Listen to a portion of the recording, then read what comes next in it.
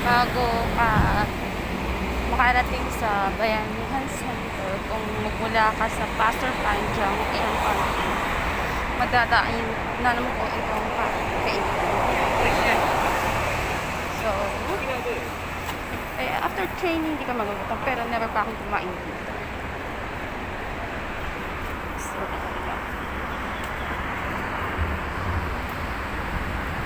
after that, ganitong kainan. Yung paligid niya.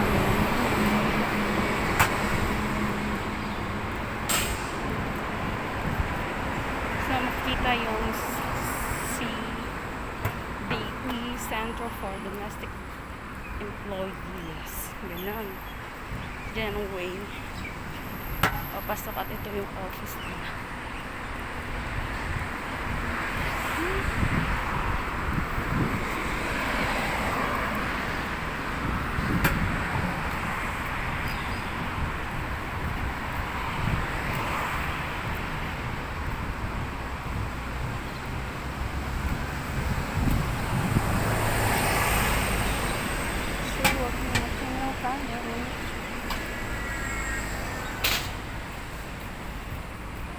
Ganda ng ano.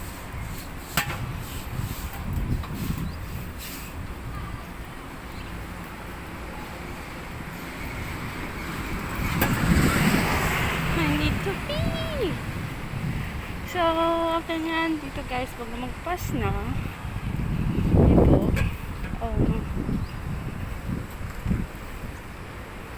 yung nakikita nyo yung dilaw na building, short building, yan na po yung Bayanihan Center. So, medyo may kalayuan lang from MRT ng Pastor Panjang. Ang ganda ng araw.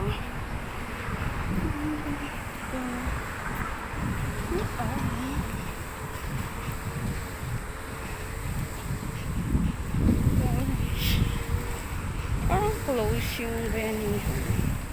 Kasi wala ko makitang tao eh.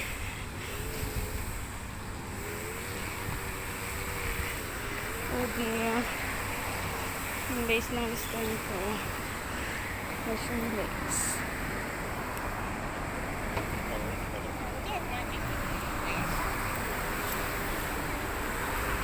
Sana all yung kasama. Sana all. Gagawin ko. Higit yung space na yun guys. After na yun mga 5 years, 10 years, meron na lang nakatayong building na yun.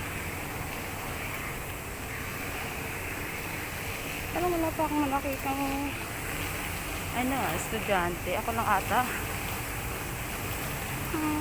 Doon kami, walang pasok.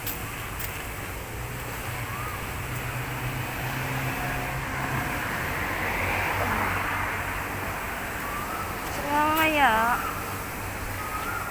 mukhang pupuntahan akong place. I think you will love it.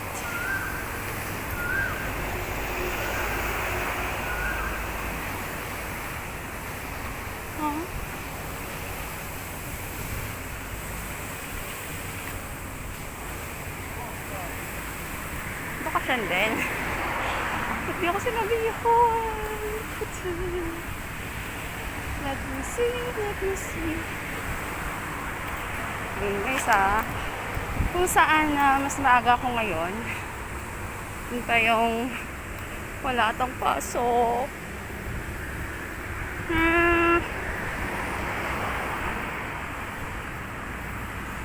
Teka, sige na lang, ihatid ko kayo. Ipapakita ko sa inyo yung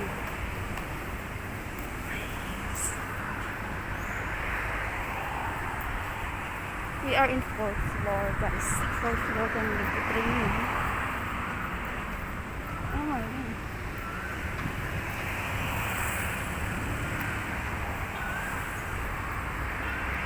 Ayan. Ang pinakamaaga.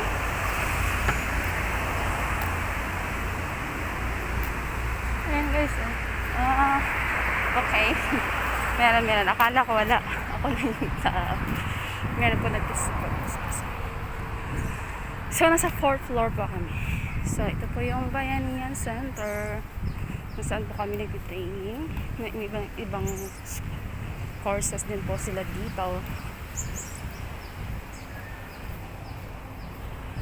Oh, let's go guys. Charang. Charang. Ayun pa ako guys. So, siguro ayan, Mr. Janito pala. So, dito na kayo. So, bye-bye. Babush. Have a good day. Have a blessed Sunday.